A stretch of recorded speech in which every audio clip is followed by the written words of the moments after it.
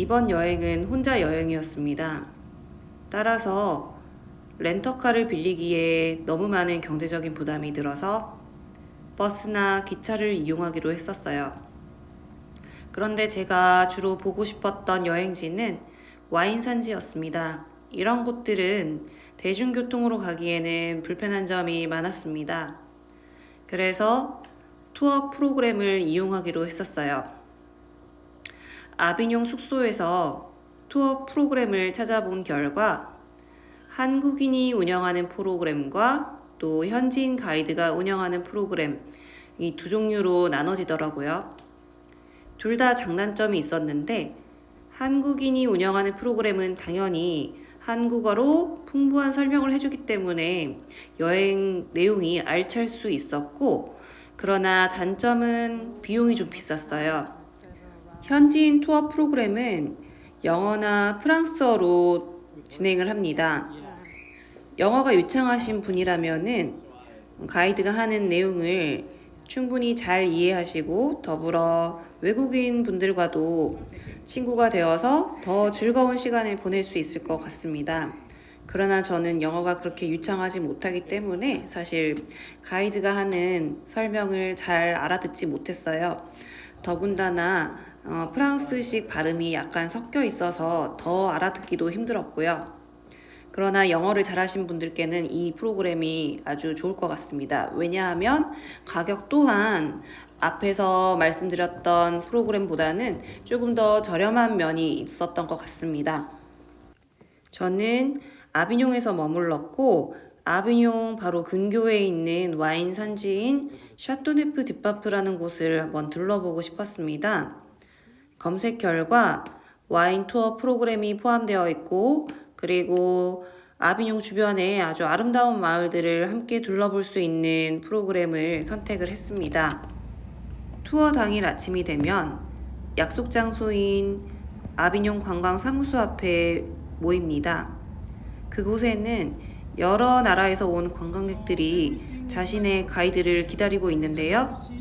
약속 시간이 되면 여기저기에서 각 회사에서 나온 가이드들이 나타납니다. 가이드들이 자신의 손님의 이름을 부르면 손님들은 그들에게 달려가서 이제 설명을 듣고 여행지로 출발을 했습니다. 저는 아무리 기다려도 가이드가 나타나지 않았었습니다.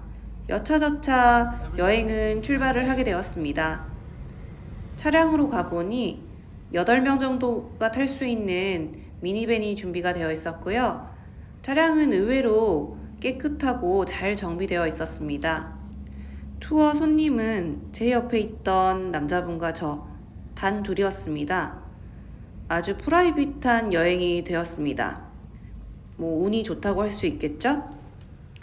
저희는 아비뇽 관광사무소를 출발해서 첫 번째 여행지인 와이너리로 이동을 했습니다.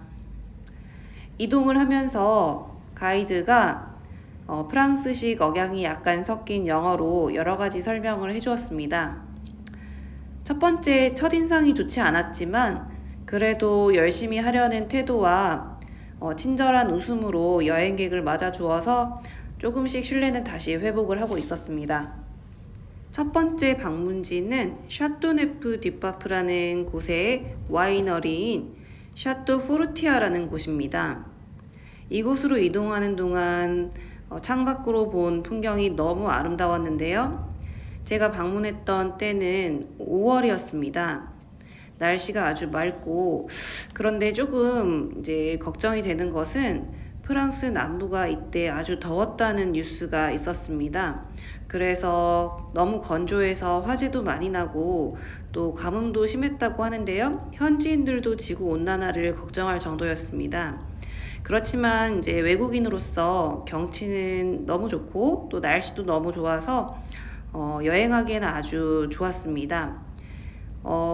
사실 프랑스 남부는 액상 프로방스를 비롯해서 7월 말에 피는 라벤더 밭을 보는 것이 압권인데요. 저는 그 시기는 아니었지만 길가에 핀 양귀비꽃, 개양귀비꽃이라고 하죠.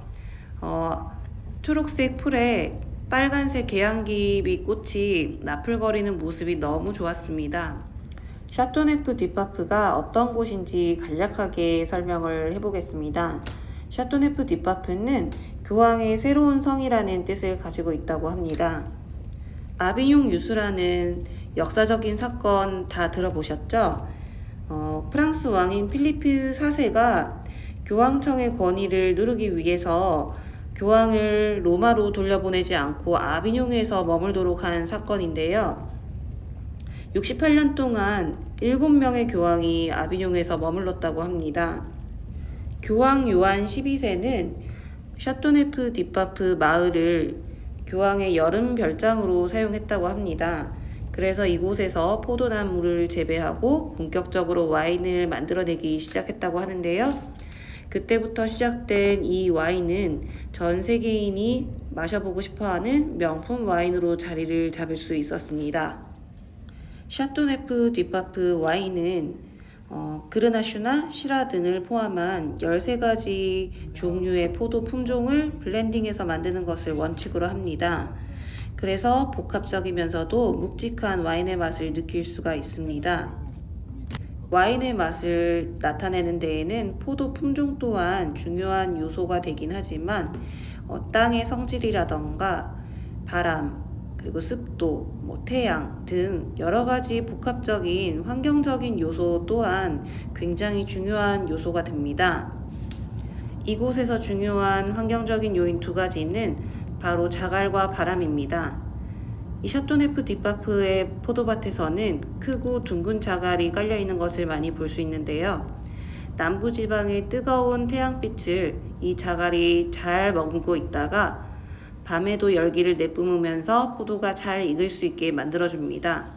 그런데 뭐든 과하면 좋지 않은 법이죠.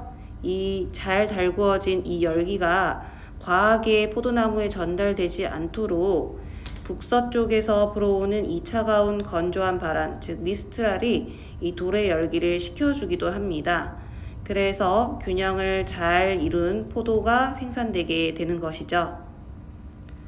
와인을 좋아하시는 분이라면 이런 와인 산지에 직접 가보시고 그 때루와 토양의 모습을 살펴보시면 내가 책에서 보던 또는 강의에서 듣던 내용이 모습이 바로 이런 것이구나 하고 체감을 하실 수가 있을 겁니다. 저 또한 이렇게 와인 산지에서 직접 자갈이나 흙 모양 등을 살펴보니 이래서 이렇게 좋은 와인이 생산되는구나 라는 것을 느낄 수가 있었어요. 꼭 한번 방문해 보시길 바랍니다.